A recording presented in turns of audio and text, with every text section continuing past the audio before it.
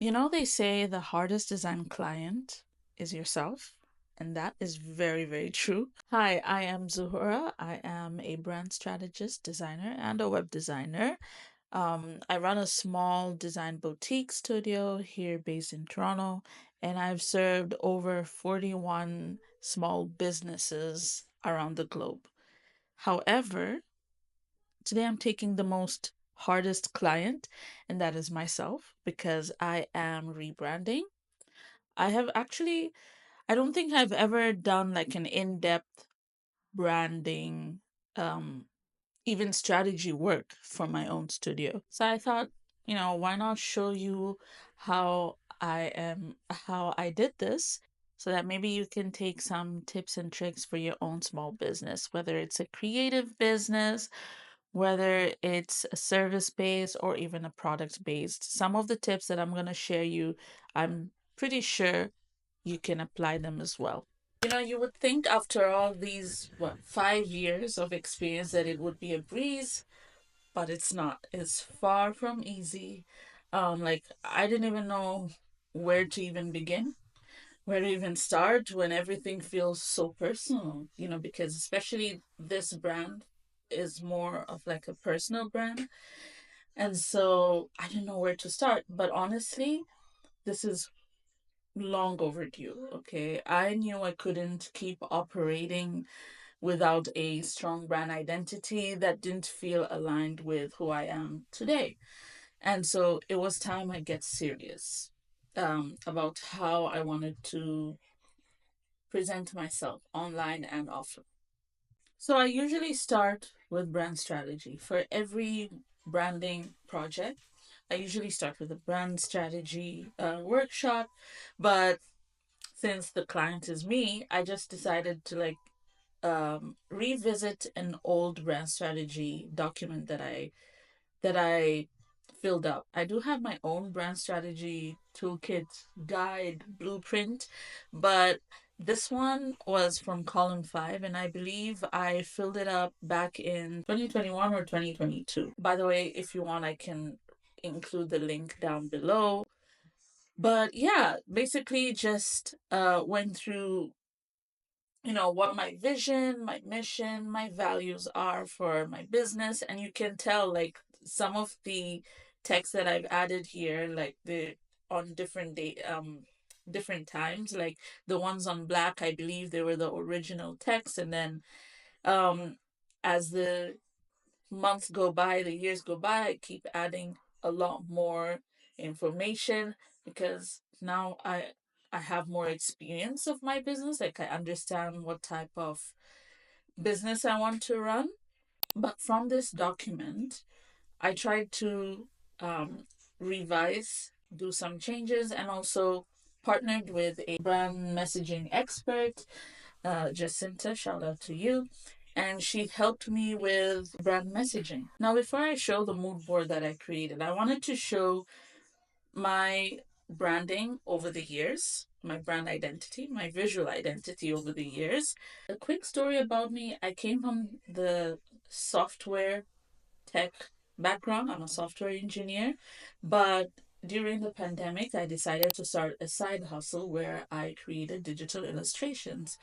And somehow that created a lot of attention from people, including small business owners, and they were asking me to design their logos, their flyers, etc., etc. And so that's when I decided to finally give a name to my studio, and that is Zuki Designs. Zuki is actually my nickname. Um, and so, yeah, this was the logo that I came up with at that time.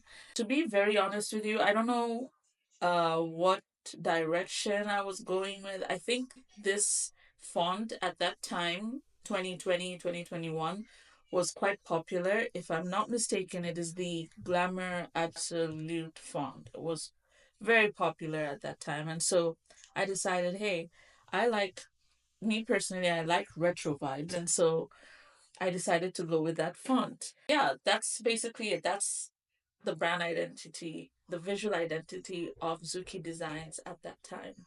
I didn't really have a color palette to follow. It was mostly this golden bronze color that I was following. And my illustrations were quite colorful, but I realized like there was certain colors that I was always gravitating towards when creating my illustrations. And so, a few years after that, if I'm not mistaken, I think that was 2022 or 2022. Yes. That is when I rebranded again. I have toned down the brown color, tried to make it more gold by the way. But yeah, I didn't really do many changes for my visual identity back then. I just reduced the weight of the text. First four colors that you see here, they were supposed to be my primary colors, and then the second palette here was supposed to be my secondary palette. But the problem with this was everything seemed so messy. Nothing seemed uniform. You can tell from my old Instagram posts, from my old website, it was just very messy. It didn't really match with the vibe that I was going with for my brand. And then I quickly decided to niche down to from digital illustrations to branding and websites because I was no longer getting commissions. I was no longer getting orders for illustrations. And even if I did get orders for illustrations, they typically had to start with a brand project first because I wanted the illustrations to match with the entire brand, right? And so that's when I niched down and chose a simpler logo. Logo wasn't really adaptable. It wasn't really scalable. I couldn't use it in many applications. Like, for example, I couldn't use it in smaller areas, but I stuck to it. And I even went with a um, typography pairing, and this time I did choose a font that I was actually in love with. Then I reduced my color palette to this, which was majority just neutral colors, and very little of the lilac. So I decided to have lilac, but just as like an accent color, which maybe in the future I'll make a video about color theory, about creating a color palette, but having this color as your accent color, especially because it's a very light color, it's not a right choice in my opinion. So now that we've gone back down memory lane, here was the mood board that I created based on just a lot of self reflection. A lot, like, I took a long pause from work, and that was during the maternity leave. Motherhood really transforms you. You start to discover a lot about yourself. And so what I did was I went on Pinterest and created a board called Aesthetic. And in that board, I would just pin any image that I found online, whether it was on Pinterest, on Instagram, in real life, I would just pin them in that board. Any image that resonated with me, whether it was a quote, an outfit style, anything that really captured my eyes that felt like, oh, this is me. And so these are images that I just picked from that board. One thing that I've noticed was I still love illustrations. I love doing digital illustration, and I wanted to incorporate that back into my brand. Lilac was a color that I had to include. I wanted to include floral designs as well because my name Zuhura, it means flowers. It can also mean the morning star in other languages. And so I wanted to include a flower, stars, things, those elements into my branding. Lots and lots of handwritten text and just big, bold text everywhere, whether it was on my website, on my social media posts, on my my presentation Templates. I liked the big fonts. And the photographs, I wanted the photographs to be more candid. Um, and also black and white photos. I really like black and white photos. I know adding noise to photos, including like having grainy photos is a trend, but I love that as well. It adds to that vintage aesthetic that I was going for.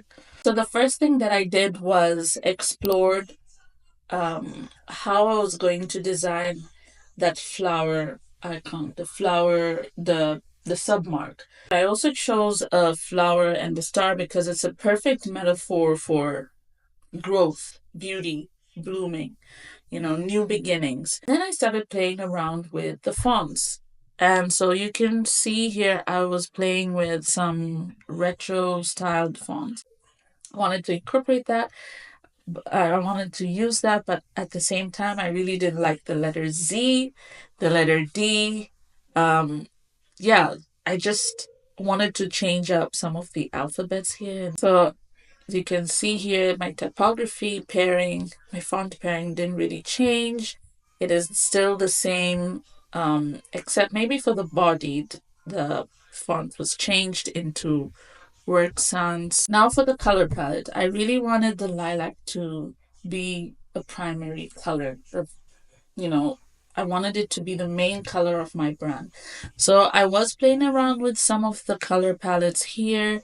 I also wanted to include like a beetroot maroon color in my brand or something like a violet color. It has to be related to a purple shade. So that is what I wanted to incorporate. And of course, orange. Orange is another one of my um, colors that I've used ever since I've started this design studio. So I wanted to incorporate that maybe to make it less saturated, less brighter, but I wanted to have the orange color and, of course, the gold color. I want to show some of the icons that I've created also for my brand. So I wanted to create some icons that relate to me being a designer, a creative, um, things that I like for example, coffee, tea, but I'm more a tea person than coffee. Yeah, so just some random icons that I would be using on my marketing material. As much as I love this logo, it still didn't feel cozy. It didn't feel warm to me, and so I've decided to change that. They didn't feel like they fit the keywords that I set for my brand's personality.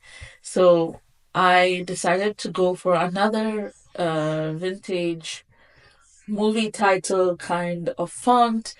And this one, after playing around with it and customizing it, this one really fit well with Zuki Designs. I love the way the G letter is, and yeah, it has literally everything that I was looking for, right? And then from there, I decided to create a photo shoot direction. Luckily, I partnered with a very, very creative photographer. She helped with executing my ideas, my vision for my brand photo shoot. I never really had a professional do my brand photo shoot. Uh, from the beginning, it was all me. I was just DIYing it for every brand, for every rebrand. I was the one that was, doing my own brand shoot, but this time I felt it had to be different. So I'm so glad and so happy with how the pictures turned out. Of course, the website, although I liked the way it looked like in the past couple months, like before the summer of 2024, I am changing it up a bit because I want to incorporate the big text. I want to incorporate a lot more textures. I did have textures around the branding. I use a lot of like um hand color, like the the texture that you find from coloring using a color pencil, because that is one thing that I tend to do with my arts, whether it is digital or on paper. I like shading, and I like adding that using my using a color pencil, HB color pencils. So I wanted to add that as texture, and as well as like painting strokes to be some of the textures for my brand. I still like some of the photos that I took during my DIY brand shoot moment that I was having. So I still want to incorporate those. In, I still want to use them in a fun way. And this is one example. I really like creating like a collage, like a cutout style that we saw in the mood board, and then add my illustrations around it. What I've realized through this process is that having a clear strategy isn't just important, it's everything. And I know this from even doing branding for other businesses. I realized that even personal brands require personal brand strategy. You need to go through a strategy session. You need to do a lot of strategy work for your brand. And your brand strategy is the foundation of your brand. From there, you can start creating your marketing strategy, your content plan. You get a lot more ideas on what to post online, what you want to say on your website, how you want your services to sound like, all from your brand strategy. Once I really leaned into personal branding, that's when everything felt aligned. You know, it wasn't easy, but it was worth it. It was a long journey, but it was worth it. So if you're in that messy in between phase, whether you're pivoting, you're rebranding, or just you're starting out, know this, you know, it's okay for it to feel hard. And, you know, branding isn't just about your pretty logos, it's not about the fonts that you pick. Yes, those are really cool to have, and it helps with being memorable, but figuring out who you are, what you stand for, how you want to connect with people matters the most. And once you figure that out, how to quote unquote speak that through your visuals. You will have a visual voice. So yeah, if you've reached until this end of the video, thank you so much for watching this video. This is my first YouTube video, so let me know what you think. Let me know what you would like to see more of. I do plan to show a lot more of how I have created some brands in the past. And throughout the process, I'll be giving you tips and advice that you can also follow for your own business. So if you'd like to see more type of these videos, just click the subscribe button. Don't forget to like, drop a comment below. I'd really, really love to know what you think. And yeah, see you in the next one.